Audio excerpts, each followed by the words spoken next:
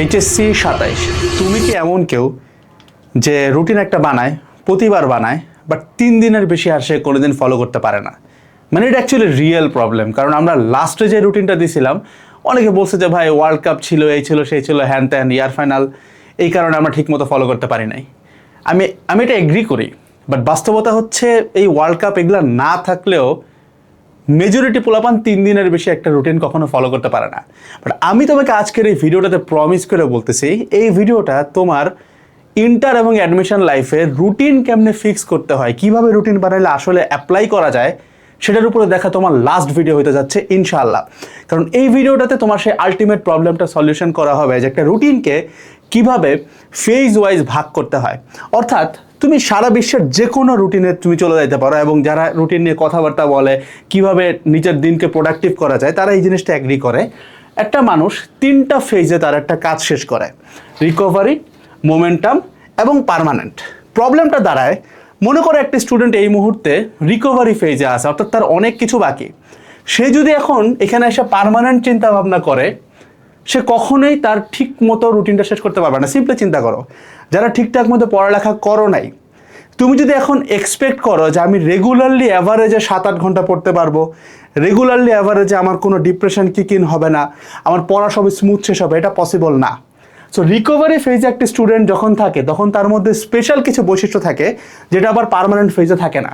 So এইটা একটা continuous process. একটা স্টুডেন্টকে আগে আইডেন্টিফাই করতে হবে সে এই মুহূর্তে ভিডিওটা যখন দেখতেছে সে এক্স্যাক্টলি কোন স্টেপে আছে।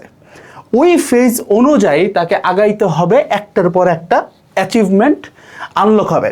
সো আমরা আজকে যে রুটিনটা আনছি এখানে একদম সুন্দর মতো প্রোগ্রেস বার পর্যন্ত আমরা অ্যাড করছি, যে কতদিনে তোমার কত পার্সেন্টেজ আসবে। তুমি দেখবা শুরুর দিকে লাল আছে, লাল থেকে আস্তে আস্তে হলুদ হবে, দেন গ্রিন হবে। পুরোটা আনি নেই, সামনে পুরো রুটিনটা দেখাবো।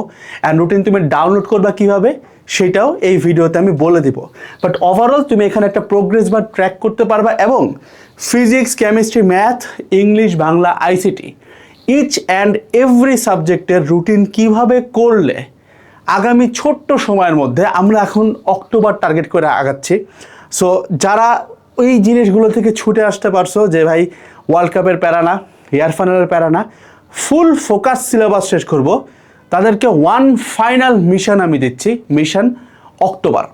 মিশন অক্টোবর যারা অ্যাকসেপ্ট করতেছো অফকোর্স ভিডিওতে কমেন্ট করবা, কারণ তোমরা যখন কমেন্টের রিপ্লাই দাও ওইটার যে অ্যাচিভমেন্টের মজাটা, এটা আমি মনে করি আমার থেকে বেশি ওই স্টুডেন্টগুলো পায় যারা আজকে লিখে যাবে mission October accepted, and exactly অক্টোবরের 31 তারিখে এসে ওই কমেন্টের রিপ্লাইটা দিতে পারবে। এবং ওই কমেন্টের রিপ্লাইতে আমি যখন লাভ রিয়াক্ট দিতে পারবো, এটার থেকে অ্যাজ আ টিচার এর চেয়ে মজার আর কোনো কিছু হইতে পারে না। That feels like an achievement. So আমরা প্রত্যেকটা ফেজ আজকে ভাঙবো। রিকভারি ফেজে আমাদের শুরু থেকেই প্রবলেম থাকে, রিকভারি ফেজ ঠিক কয় দিনে যায়, ওই টাইমে আমাদের এক্স্যাক্টলি রেগুলার কয় ঘন্টা পড়া উচিত, এবং রিকভারি ফেজ শেষ হয় কী কী প্রবলেম নিয়ে, দেন এটার পরে মোমেন্টামে কী হবে, কী কী প্রবলেম ফেস করবো, কীভাবে ফিক্স করবো, অ্যান্ড ফাইনালি আমাদের পার্মানেন্ট ফেজটা কীভাবে যাবে। সো নিচে আমি টাইম স্টেপ দিয়ে রাখতেছি, বাট ফার্স্ট অফ অল তোমাকে ফিগার আউট করে বুঝতে হবে তুমি এক্স্যাক্টলি কোন ফেজে পড়ো। তো ফার্স্ট ফেজ হচ্ছে রিকভারি, দেন মোমেন্টাম, দেন আমাদের পার্মানেন্ট। তো চলে যাচ্ছে আমরা প্রথমতে রিকভারি ফেজে। ওয়েল, রিকভারি ফেজ যেটা একদম ওয়ার্ল্ড ওয়াইড পরিচিত, সেটাকে বলা হয় মোটামুটি 50% সিলেবাস কমপ্লিশন পর্যন্ত। অর্থাৎ জিরো থেকে, এই যে জিরো থেকে নিয়ে শুরু করে এটা মোটামুটি 50% পর্যন্ত এটাকে বলা হয় রিকভারি ফেজ। এবং এই রুটিনে কে কী বসছে এটা আমরা একটু পরে দেখতে পারবো, বাট তার আগে আমাদের জানা দরকার যে রিকভারি ফেজ আসলে প্রবলেমগুলো কী থাকে, মানে কি আসলে আমরা ডিল করতেছি। ওই যে বলে না যে ভাই 3 দিন পরে আর ফলো করতে পারি না, আসলে পারে না কেন? দেখো প্রবলেমগুলো একটু দেখি আমরা।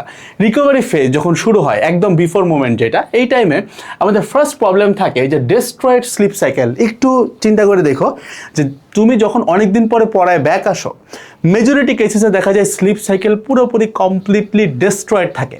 তো স্লিপ সাইকেল নিয়ে অজস্র ভিডিও আছে, আমারও বেশ পপুলার একটা ভিডিও তুমি ইউটিউবেই পাবা, যেখানে আমি বলছি যে কিভাবে ঘুম নিয়ন্ত্রণ করলে সারা দিন মোটামুটি প্রোডাক্টিভ থাকা যায়। এবং একটি স্টুডেন্ট সে রাতে পড়ুক বা দিনে পড়ুক, অর্থাৎ সে তার ঘুমটাকে যেখানে নিতে চায়, ঘুমটা যেন একটা ফিক্সড অ্যামাউন্টে হয়, এবং সে ঘুম থেকে ওঠার সময় সে যেন 100% এনার্জি রিস্টোর করে উঠতে পারে। এটার উপর একটা ভিডিও আমি বানাইছি, বাট দেন এগেইন ছোট্ট একটা সামারি আমি তোমাকে দিয়ে দিচ্ছি সলিউশনে। যে আমি যেটা বলছিলাম যে মানুষ যদি মোটামুটি 1.5 আওয়ারের গুণিতক আকারে ঘুমাইতে পারে কোনোভাবে অ্যালার্ম সেট করে, তাহলে তার মাথায় সাধারণত ব্যথা আসে না। এখন এই জিনিসটা হয়তো তুমি এক লাইনে বুঝতেছো না, আমি জানি। সো আমিও প্রথমে বুঝছিলাম না, বাট কয়েকটা বই পড়ে টোরে তখন দেখছি যে আসলে জিনিসটা কিভাবে কাজ করে যখন আমি রিয়েল লাইফে এটা অ্যাপ্লাই করা শুরু করছি। সো ঘুম নিয়ে আমার ভিডিওটা তুমি দেখতে পারো, এটা চ্যানেলে গেলেই পাবা, বাট এটা এখন দেখা জরুরি না, কারণ স্লিপ সাইকেলের থেকেও অনেক বড় প্রবলেম তোমার লাইফে রিকভারি ফেজে থাকে। তো সেটা কি ভাই? প্রথমত আনফিনিশড সিলেবাস। তো সমস্যা হচ্ছে প্রথমত আমরা এটা অ্যাকসেপ্ট করি না যে আমার সিলেবাস বাকি আছে। মানে জিনিসটা বুঝো যে তুমি রিকভারি ফেজে আসো, সো তোমার সিলেবাস বাকি আছে। রিকভারি ফেজ শুরু হয় 0% থেকে শেষ হয় 50%-এ যায়। সো তোমাকে এটা আগে সবার আগে অ্যাকসেপ্ট করতে হবে যে আমার সিলেবাস বাকি আছে। এটা যদি অ্যাকসেপ্ট না করো, তোমার এটা সমাধান কখনো আসবে না।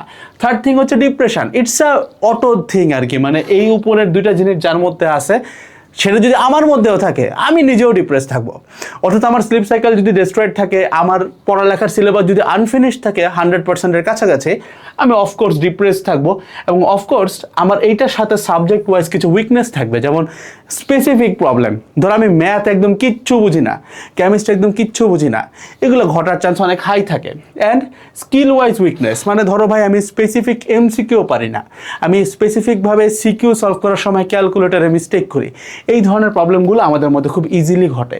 লাস্ট হচ্ছে টাইম ম্যানেজমেন্ট, যেটা আসলে স্লিপ সাইকেলের সাথে রিলেটেড। সো এখন এই কথাটা একদম কান খুলে মাথার মধ্যে ঢুকাও। তুমি যখন রিকভারি ফেজে পড়ালেখা করতে যাচ্ছ, তুমি এই কয়টা প্রবলেম ফেস করে আগাচ্ছ। সো এই কয়টা প্রবলেম তোমার আসবে, তার মানে কি বুঝলা? অর্থাৎ তুমি প্রতিদিন দেখবা যে তুমি 5 ঘন্টা পড়ার টার্গেট করছো, পড়তে পারতেছো 3 ঘন্টা। কোনো দিন ঘুমানোর টার্গেট ছিল এই টাইমটা, ওই টাইমে ঘুম আসে নাই, মোবাইলে ঢুকে গেছো। সো এই প্রবলেমগুলো তোমার এখন হবে। সো এইটাকে কি করতে হবে? এইটাকে সবার আগে, এটার মেইন সলিউশন কি ভাই? এটার মেইন সলিউশন হচ্ছে অ্যাকসেপ্ট করতে হবে। মেইন প্রবলেমটা হচ্ছে এখানে যে তুমি যখন এগুলো করতে পারো না, তখন তুমি তোমার এমন একটা ফ্রেন্ডের সাথে তুলনা করো যে হয়তো বা পার্মানেন্ট ফেজে আছে।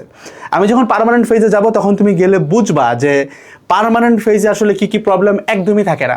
সো তোমার এই ফ্রেন্ডের এই কয়েকটা প্রবলেমের মধ্যে প্রায় 80% প্রবলেমই নাই, যার কারণে সে যেটা চিন্তা করে সেভাবে পড়তে পারে। তুমি যদি তার সাথে তুলনা করতে যাও, তুমি কখনো এটা করতে পারবা না। So after this recovery phase is গন, অর্থাৎ যখন তোমার সিলেবাস মোটামুটি 50%-এ যাবে, আমি আবার রুটিনটাতে যাব, তুমি দেখতে পারবা। বাট এটা বলি, এই ফেজটা যখন তুমি আমার গাইডলাইন অনুযায়ী শেষ করতে পারবা, তখনও তোমার কিছু প্রবলেম থাকবে, কারণ রিকভারির পরে আরও একটা ফেজ আছে মোমেন্টাম। ওইখানে ওই প্রবলেমের আরও অনেক কিছু সলভ হবে। দেন প্রবলেম লাস্ট যে ফেজটা পার্মানেন্ট, ওইখানে মোটামুটি ইনশাল্লাহ 100% সলভ হবে। সো এখানেও কিছু প্রবলেম থাকবে এবং এটাকে আমাদের অ্যাকসেপ্ট করতে হবে। প্রথম প্রবলেম কি? Unfinished syllabus. বলাই আছে যে আমরা রিকভারি ফেজের শেষে যায় 50% সিলেবাস শেষ করবো। রিকভারি ফেজ কয়েকদিনের আমরা দেখতেছি, এখনই চলে যাবো রুটিনে, বাট আনফিনিশড সিলেবাস থাকবে, এটা প্রথমে মাথায় রাখতে হবে।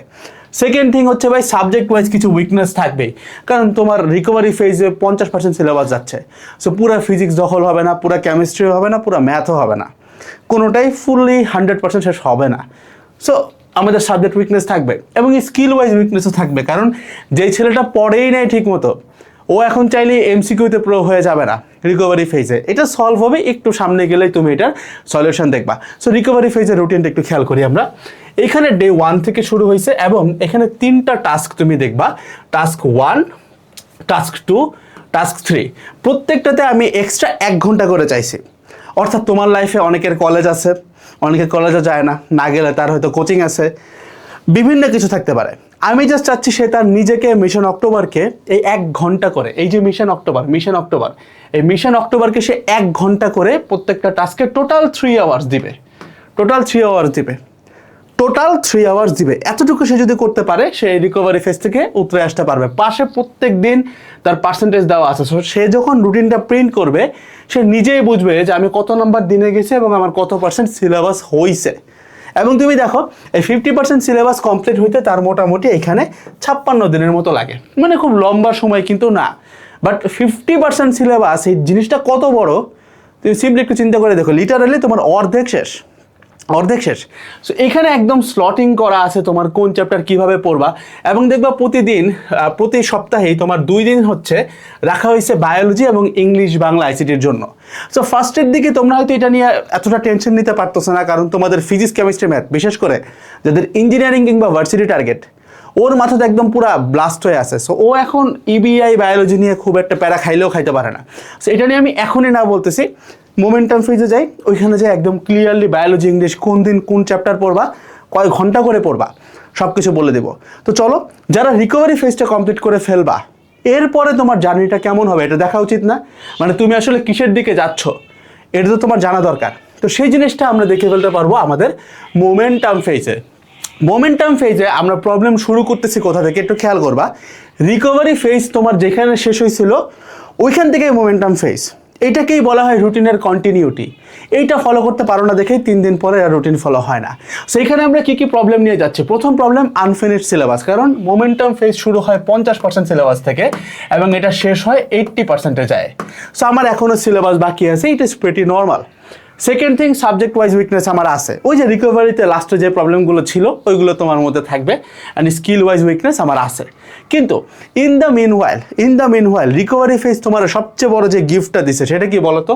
মনে আছে রিকভারি ফেজে আমরা একটা জিনিস দেখে আসছিলাম, কিন্তু রিকভারি ফেজে একটা জিনিস আমরা দেখে আসছিলাম, একটু মনে করে দেখো। এই যে রিকভারি ফেজের কিছু একদম ভাইটাল প্রবলেম এখানে, এই যে ডিপ্রেশন এবং স্লিপ সাইকেল, এগুলো কিন্তু তোমার অটোমেটিক্যালি ফিক্স হয়ে যাচ্ছে যদি তুমি রিকভারি ফেজটা সাকসেসফুলি শেষ করে আসতে পারো।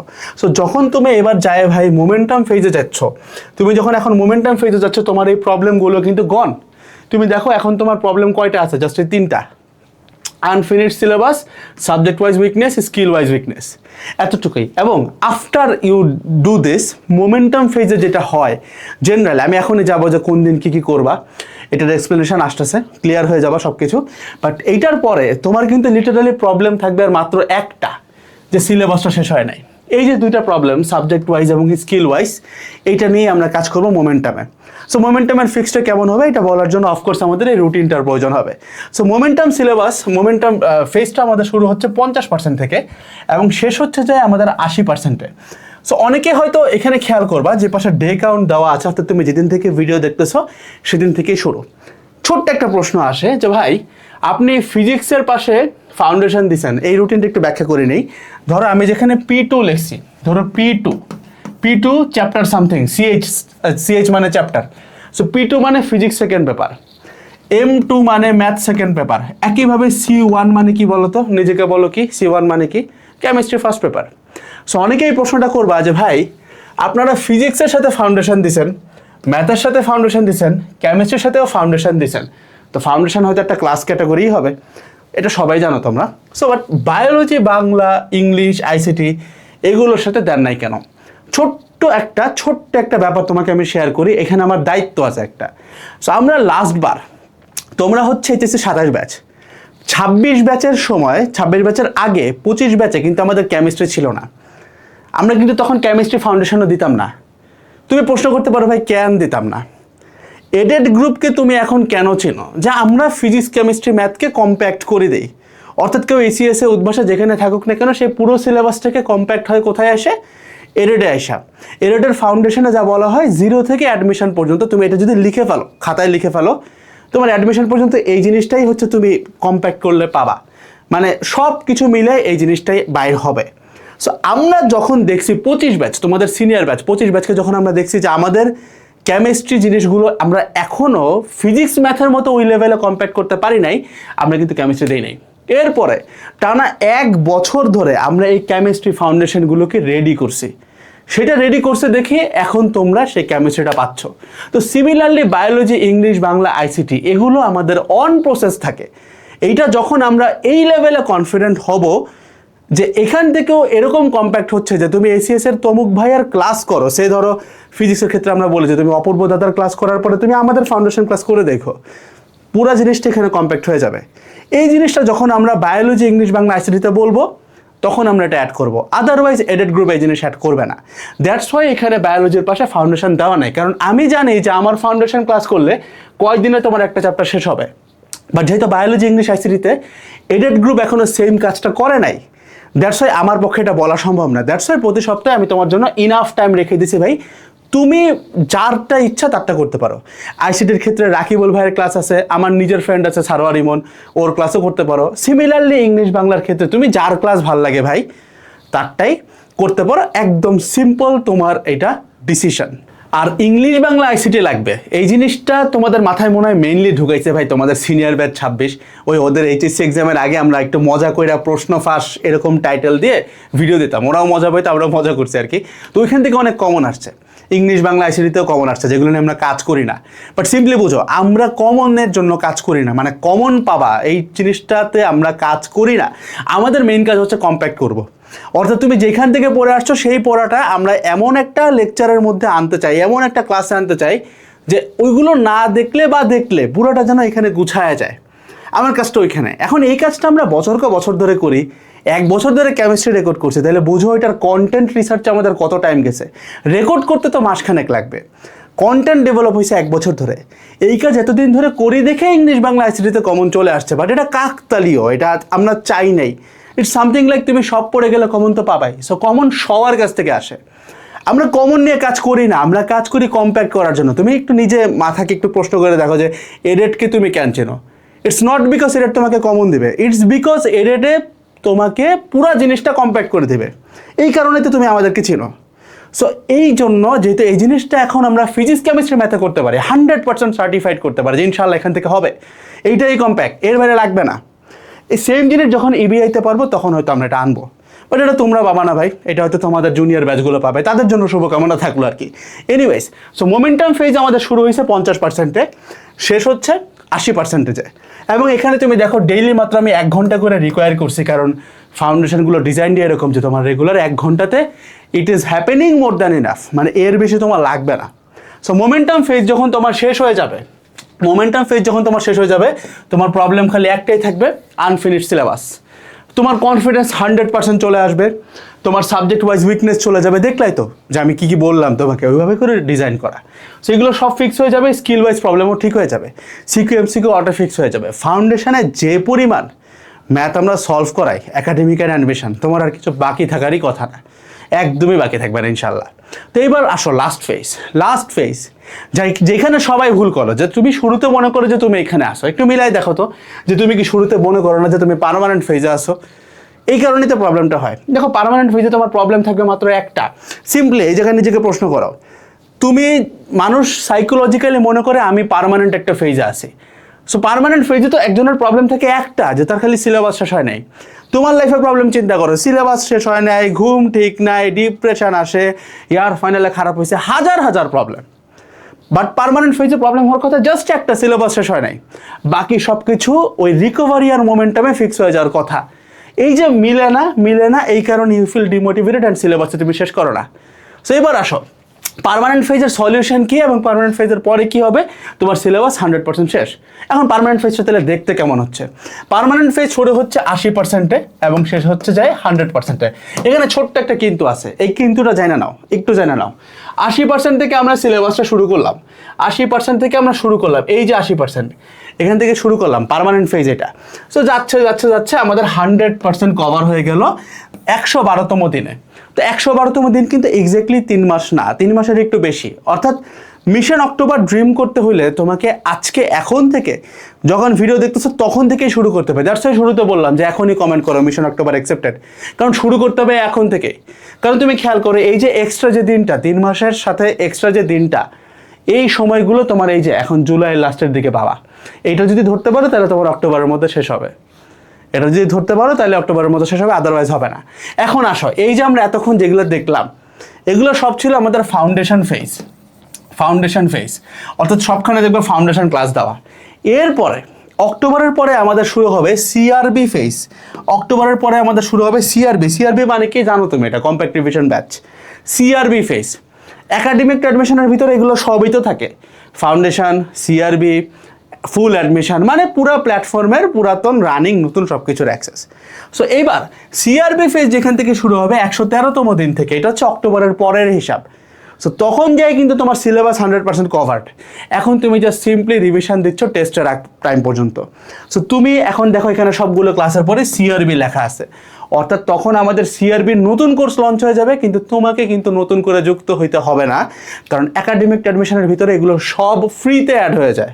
সো তুমি জাস্ট তোমার প্যানেল থেকে ফিজিক্স কেমিস্ট্রি ম্যাথের সিআরবি ক্লাস করবা, অ্যান্ড সিমিলারলি একই ওয়েতে বায়োলজি ইংলিশ এগুলো তুমি তোমার মতো রিভাইজ দিতে থাকবা। এবং এইভাবে করে যাইতে থাকলে তুমি দেখো এক্স্যাক্টলি মোটামুটি এই বছরের আশপাশেই তোমার সিলেবাসটা খালি শেষ হবে না, তোমার রিভিশনও দেওয়া হয়ে যাবে। এবং এরপরে তোমার টেস্টের একটা ছোট্ট ভ্যাকেশন ঠিক বলা যায় না, এটা প্যারা যুদ্ধ।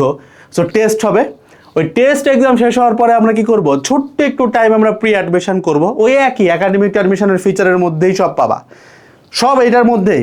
প্রি অ্যাডমিশনের পরে এইচএসের জন্য আরেকবার একটু সিআরবি ক্লাসগুলো রিভাইজ দেবা, ছোট ছোট ক্লাস কিন্তু এগুলো সবই ছোট ক্লাস। এইচএসসি এক্সাম দিয়ে আসবে, এরপর আমরা ফুল অ্যাডমিশনে নামবো। ফুল অ্যাডমিশনের কোর্সের প্রাইস কত ভাই? 1 টাকাও না। ফুল অ্যাডমিশন আমাদের এই একাডেমিক অ্যাডমিশনের মধ্যেই পাবা, ফ্রিতে পাবা, ঠিক আছে? সো এই হচ্ছে আমাদের টোটাল তোমাদেরকে নিয়ে প্ল্যান প্রোগ্রাম। তাছাড়া উইকলি কনফারেন্স কল এগুলো তো থাকেই। সো সব কিছু মিলাই ঝিলাই আমরা চেষ্টা করতেছি যারা মিশন অক্টোবর অ্যাকসেপ্ট করছো এই এইচএসসি 27 ব্যাচকে, আমি লিটারালি ভাই কোর্সের ইন্টারনাল প্রবলেম নিজে সলভ করছি। কারণ আমরা তো ভাই মানুষ ভাই, কার ভুল হবে না? ভুল তো সবারই হবে। বাট আমি কথা দিয়ে বলতে পারি ভাই যে মানুষ হিসেবে ভুল করছি, বাট অলসতা রাখি নাই, 1% অলসতা আমাদের নাই। আমরা সব ফিক্স করার ট্রাই করতেছি, সব কিছুর উদ্দেশ্য একটাই, ইনশাআল্লাহ এইচএসসি 27 ব্যাচ যেন একদম ইতিহাসের একটা সেরা কামব্যাক ব্যাচ হইতে পারে, সেরা একটা কামব্যাক যেন দিতে পারে। মানে ইতিহাসে এই জিনিস কেউ কখনো দেখে নেই, এই লেভেলে একটা কামব্যাক দিবে এই ব্যাচটা। সর্বাধিক সংখ্যক গোল্ডেন পাবে এবং এর থেকে সর্বাধিক সংখ্যক অ্যাডমিশনে বেস্ট রেজাল্ট আসবে। এই স্বপ্নটা তোমাদেরকে নিয়ে আমি দেখি এবং আমি চাই তুমি নিজে এই স্বপ্নটা দেখো। তো যারা যারা মিশন অক্টোবর অ্যাকসেপ্ট করছো কমেন্টে মিশন অক্টোবর লিখবা, এটা মাস্ট। এবং রুটিন যারা নামাবা তাদেরকে বলে দিচ্ছি হোয়াটসঅ্যাপ নাম্বার লিখে নাও 01410931431। এই নাম্বারে মেসেজ করো, তোমাকে রুটিন দিয়ে দিবে, ঠিক আছে? That's all over this whole video. দেখা হচ্ছে নেক্সট ভিডিওগুলোতে। সবাই ভালো থাকবেন, চ্যানেলটা সাবস্ক্রাইব করে রাখবা। আসসালামু আলাইকুম। HSC 27 batch, tata.